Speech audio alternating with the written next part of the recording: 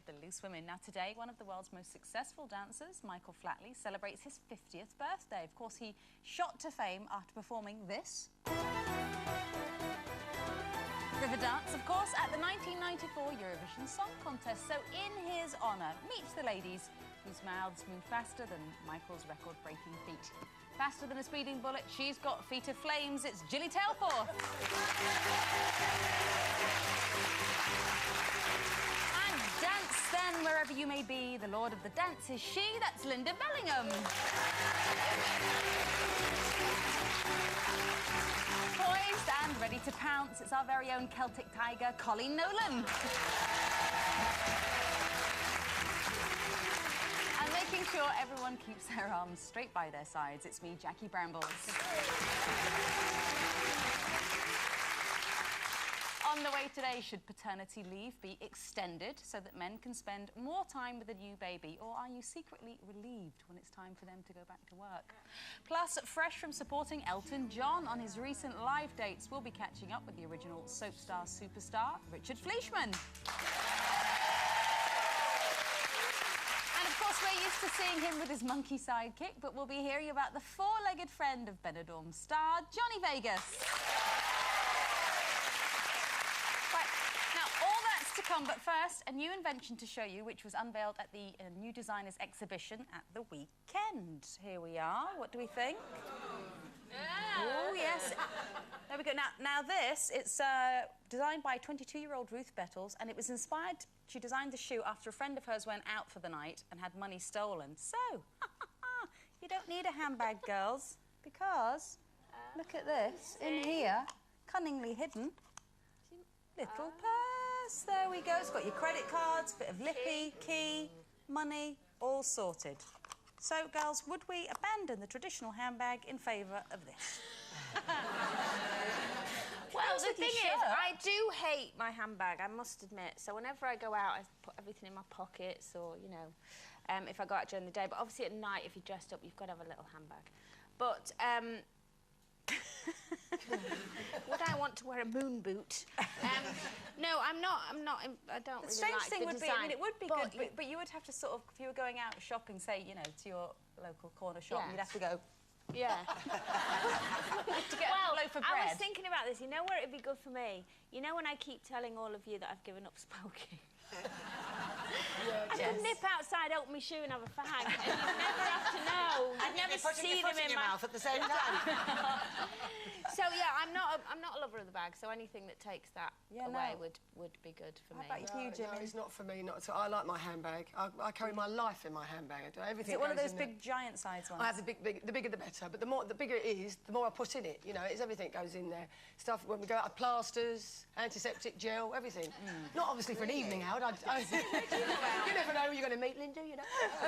But no, it wouldn't be for me at all. I wouldn't be able to... Well, and to me, if I was going to have one, I'd put something in my shoe, and without the handbag, I would end up wearing a boot, because it'd be like that. But you see, I happen to know... Well, that shoe, it's... Here, Cinderella, caught this lot. They're very stylish, actually. They are very in season, vogue. I've noticed. What, yes, that style? That style is very much like that, yes. Very, very high heels. Very, very high big heels. old platform. But, you see, I happen to know that my sons sometimes slip their money in their shoes now. Oh, and so a mugger would know that I've got my money concealed in my shoe, and he'd knock me off my shoes, stick my legs in the air, and run off with my money. Run off with your... Wouldn't be the first time, would it, Linda? Oh. But the thing, you couldn't run away from anyone in those, could you? It's really heavy. It's really heavy. Although I do like the idea of not having a handbag. I tend to have to take a huge nappy bag everywhere. Honestly, it's heavier than a suitcase. So if I do just nip out, I like to I've just got my mobile phone in one of those little wallety foldy things with, you know, a credit card and a bit of cash, and it clips to my belt because I've usually got a baby in each arm as well. So really, you need shoes to fit babies in. I do. That's what you're trying to say. They're never going to go in there. No, they'll never fit in there. But we're going to try. In other news, new figures out this week reveal that the number of British men having cosmetic surgery has soared in the last year. Fillers, chin lifts and tummy tucks are proving most popular, and apparently it's fellas in their 40s and 50s who are most keen to go under the knife. But would you ever have the nerve to encourage your man to have a nip and tuck if you thought he needed one? or is it a horrible idea? I don't like it. I'd have to finish with him. Oh, right. I So you're know, being it's very supportive. sexist. Unless it was something that had really troubled him all his life, you know, like scar or just something, or he didn't like his nose or whatever. But if it was just, oh, I'm putting a few pounds on, I'm going in for a nip and tuck, I'd just think, no. See, I like my men to look a bit kicked in. A bit worn. A bit worn, a bit been there, done it, bought the T-shirt, now I'm stuck with you. Look. I do, and Ray hates me saying that because I married him. And he keeps going, what are you trying to say? And I go, well, exactly. You know, you look like you've had a good kicking. Works hard in the gym, doesn't he? He works Well, the for thing his... is, yeah, when he feels unfit, now he goes to the gym 3 times a week and he works out and he eats, you know, he watches what he eats and all of that. And it's just, I don't know, it seems more manly than going, oh, I'm going to have, you know, I'm getting wrinkles, I'm going to have Botox. I know women do it. I don't understand why men feel they have to do it, because I think men get away with the ageing process. You know, women find it quite distinguished and quite attractive and, oh, you know, he looks like a real...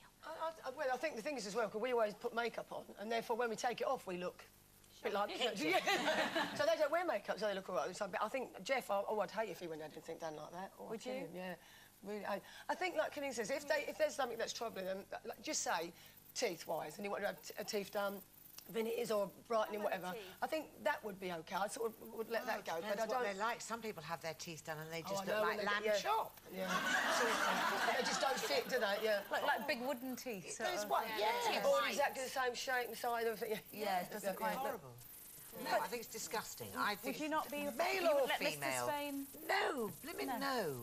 It's ridiculous. But all what if these he had a people midlife crisis and he suddenly thought, oh, I'm feeling old and... Tough.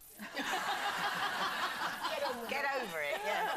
No, I can't bear... Because the thing about the Botox look, I'm sorry, everybody looks like they're rabbit... You know, nothing else to it. It's really, really nice. Yeah. And it's bad enough on women. But if the men are going to go around it, we all might as well be in a sci-fi film. But I have to say, you know, the thing is that we all notice people who I think have had poor cosmetic surgery done because it looks bizarre, doesn't it? It doesn't look natural. But if you have good work done, I think it looks okay. I've got my best friend in America, Michael. He's only 32 or 3. He'll kill me if I get that wrong. But he's already started having laser peels and fillers, and his boyfriends had stuff done, but they look fantastic. They do look amazing, but they're the first to admit, you know, that it's very vain. Yes, and also the thing is they've had it quite young, so what are they going to be having when they're 53? Yes, because it does get worse, and then they get addicted, don't they? And then they end up... Frankly, if Mr. Spain came home and said he was going to have Botox and fillers, I'd think, what's going on here? Yeah. Now what's he Be a got? bit suspicious. Well, yes, because... You know, it's your personal... Well, I'm sorry, I'm still a personality girl myself, and I'm with you. I like the rugged, you know, had a bit of a life. Ray's 50, and everyone is always so shocked that he's 50, and they go, God, I thought you were, you know, 35. 80. And I go, what, like 10 years younger than me? Your toy boy. So